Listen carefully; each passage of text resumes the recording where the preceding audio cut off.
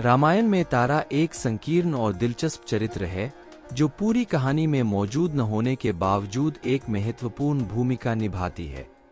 उन्हें महाकाव्यों और पुराणों की प्रसिद्ध तथा पूजनीय पंचकन्याओं में से एक माना जाता है। अन्य 4 पूज्य देवियां हैं अहल्या, द्रौपदी, सीता और मंदोदरी। तारा के जन्म के बारे में कुछ कहानियां हैं, लेकिन वाल्मीकि रामायण में इसके बारे में अधिक विवरण नहीं है। तार नाम के एक बुद्धिमान वानर का उल्लेख है जो देवताओं के गुरु बृहस्पति से पैदा हुए थे। यह संभव हो सकता है कि तारा इसी वानर तार की पुत्री थी।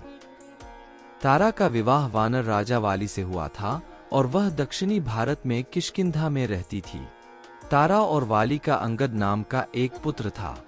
वाली अत्यंत बलवान और शक्तिशाली था।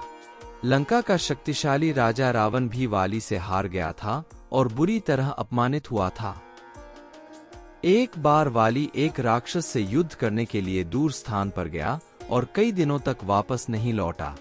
वाली के छोटे भाई सुग्रीव ने सोचा कि वाली युद्ध में मर गया है और किष्किंधा लौट आया। सुग्रीव किष्किंधा के राजा बने। सुग्रीव का विवाह पहले रुमा नामक वानर स्त्री से हुआ था। उस समय वानर जनजाति के सामाजिक पद्धति के अनुसार किष्किंधा की गद्दी मिलने के बाद सुग्रीव ने वाली की विधवा तारा को भी अपनी पत्नी बना लिया। लेकिन कई महीनों के बाद वाली ने राक्षस को मार डाला और किष्किंधा लौट आया। सुग्रीव राजा बन गया है यह जानकर वह क्रोधित हो गया। वाली ने सोचा कि सुग्रीव ने उसकी वापसी के लिए काफी देर तक इंतजार न करके उसे धोखा दिया है। वाली ने सुग्रीव को राज्य से निर्वासित कर दिया और सिंहासन वापस ले लिया। उन्होंने तारा को अपनी पत्नी के रूप में वापस ले लिया। उन्होंने सुग्रीव की पत्नी रुमा को भी अपनी पत्नी बनाकर रखा। सुग्रीव और राम मित्र बन गए। राम ने वाली को मारने और सुग्रीव के लिए किष्किंधा वापस दिलाने का वादा किया। राम ने सुग्रीव से वाली को द्वंद्व युद्ध के लिए चुनौती देने को कहा। जब सुग्रीव और वाली एक दूसरे से लड़ रहे थे तब राम ने वाली को नहीं मारा क्योंकि वाली और सुग्रीव दिखने में एक जैसे थे। राम ने सुग्रीव को गले में माला पहनकर वाली के साथ फिर से युद्ध करने के लिए कहा। सुग्रीव वाली के पास गए और उसे फिर से द्वंद्व के लिए चुनौती दी। इस समय तारा अपने पति वाली को सावधान करती है। वह उससे कहती है कि चूंकि सुग्रीव को अब अयोध्या के राजकुमार राम और लक्ष्मण का समर्थन प्राप्त है, इसलिए लड़ाई करना समझदारी की बात नहीं है। वह यह भी बताती है कि उसने राम और लक्ष्मण की शक्ति के बारे में अपने बेटे अंगद से सुना है।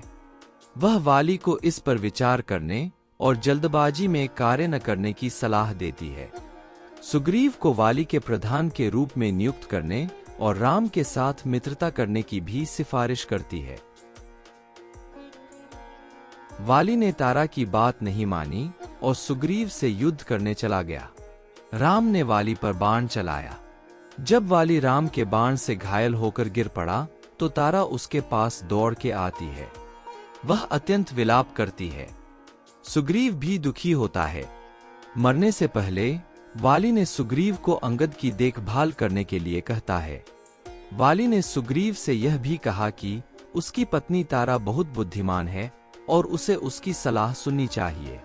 यहाँ वाली ने तारा का उल्लेख वानर के चिकित्सक सुषेण की बेटी के रूप में करता है।